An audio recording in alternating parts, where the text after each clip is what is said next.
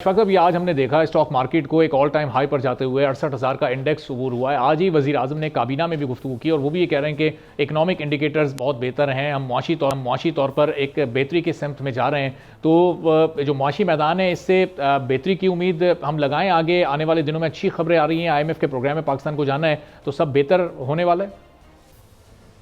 जी बिस्मिल्लाहिर्रहमानिर्रहीम। देखिए, कभी भी 1000 पॉइंट बढ़ने से मईशत बिल्कुल ठीक नहीं हो जाती और 1000 पॉइंट घटने से मईशत बिल्कुल ख़राब नहीं हो जाती। ये एक रिलेटिव इंडिकेटर तो कह सकते हैं, एक बिल्कुल कोई एब्सोल्यूट इंडिकेटर नहीं होता। अच्छा। बट आप हैविंग सेड दिस, मैं आपको ये ज़रूर कहूँगा कि पिछले एक साल से जो आशारियाँ हैं वो बेहतर होना शुरू हो गए थे। मेरा ख्याल है जो थोड़ा सा अगर केयर टेकर सेटअप का एक अगर ये दौर निकाल दें, तो पिछले दौर में जो सख्त पीडीएम ने जो अपने इकदाम किए थे उनकी वजह से काफ़ी हद तक रिलीफ मिली थी।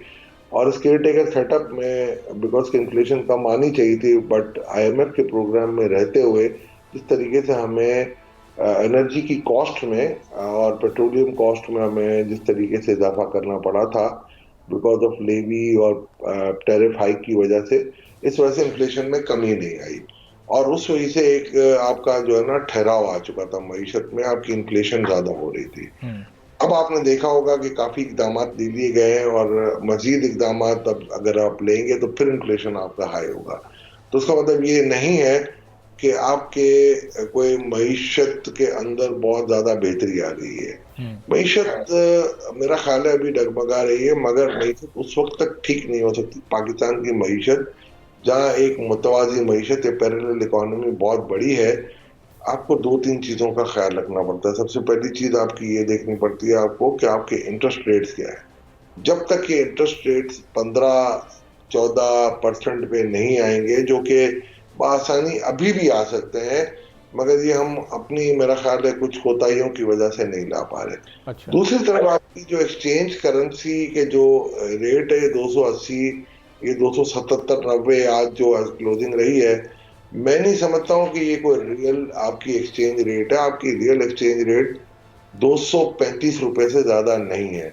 तो अच्छा। हम बहुत बड़ी गलती कर रहे हैं कि हम ओपन मार्केट, ये इंटरबैंक की मार्केट से स्टेट बैंक अगर बाई कर रहा है, जो मेरे नजदीक 3 अरब डॉलर से ज्यादा बाई कर चुके हैं, इसमें जस्ट मेरा ख्याल है अगर IMF को आपको प्लीज करना है तो मेरा ख्याल है हमें नहीं करना चाहिए और कोशिश ये करनी चाहिए हमें रियल रेट पे, हम ये नहीं करना चाहिए हमें कि जी का रेट को मनूवर करें। बट आपकी अगर जरूरत नहीं है तो आप नीचे भाव या नीचे रेट पे एक्सचेंज बाय कर सकते सही हैं। है। तो अशफाक साहब, ये दोनों बड़े बहुत ही दावे इस इंपॉर्टेंट तरह पॉइंट कर रहा आपने, हूं। बड़े दिलचस्प पॉइंट उठाएंगे। ये इंटरेस्ट रेट में आप जो कमी कह रहे हैं कि 15-16% पे होनी चाहिए, तो अब ये 22% पर है, 50% आप कमी कह रहे हैं कि इसकी गुंजाइश है। तो फिर हुकूमत इस पर अमल क्यों नहीं कर रही? और इसी तरह जो इस वक्त एक्सचेंज रेट 235 रुपये अगर है, तो ये जो 40-45 रुपये का फ़र्क है, ये क्यों हुकूमत फिर इसको कवर नहीं कर पा रही है?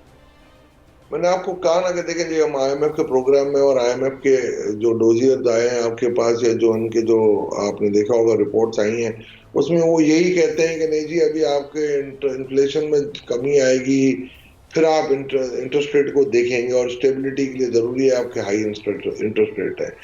और यही मेरा ख्याल है वजह है आपकी करेंसी रेट की ज्यादा, कि मैं आपको दावे के साथ, बड़े वसूख के साथ कह सकता हूँ कि 235 रुपए से ज्यादा का डॉलर नहीं है इस वक्त वैल्यूएशन मॉडल के हिसाब से, मैं कहता हूँ। अच्छा। और ये इसकी टेस्टिमनी ये है कि स्टेट बैंक खुद भी खरीद रहा है डॉलर, ये अखबार में भी आ चुका है।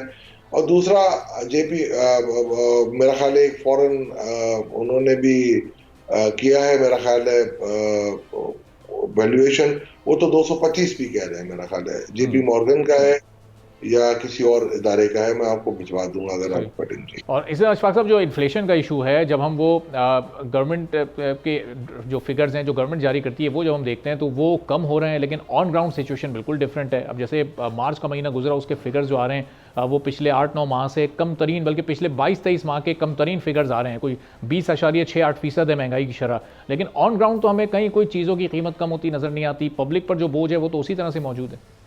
देखिए, ये आपकी गलत फहमी है कि आपकी महंगाई कम हो रही है। कम नहीं हो रही है। पिछले साल के इस महीने के मुताबिक अगर पिछले साल 100 रुपए थी, तो इस साल 120 रुपए कीमत हो गई।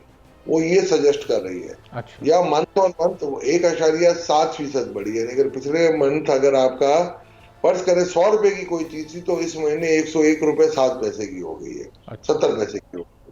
तो ये आप मत समझें कि महंगाई में कमी वाकई हुई है, कीमतों में जो इजाफा हुआ है उसमें कमी वाकई हो गई है, ये इन्फ्लेशन अच्छा। होता अच्छा। तो यशफाक साहब, ये अब ये एक आम आदमी तो इसमें बड़ा घूम कर रह जाता है कि वो ये समझता है कि ये महंगाई, हुकूमत हमें बता रही है कि महंगाई में कमी हो गई है और फला चीज़ सस्ती हो गई है, लेकिन ऑन ग्राउंड वो उस चीज़ को दरअसल पिछले रेट से भी ज़्यादा पर जाकर खरीद रहा होता है। तो ये महंगाई में कमी एक्चुअल ये आप आने वाले चंद माह में या 1-2 साल में देख रहे हैं, या फिर ये बतदरीज इसी तरह बढ़ता रहेगा ये सिलसिला? है।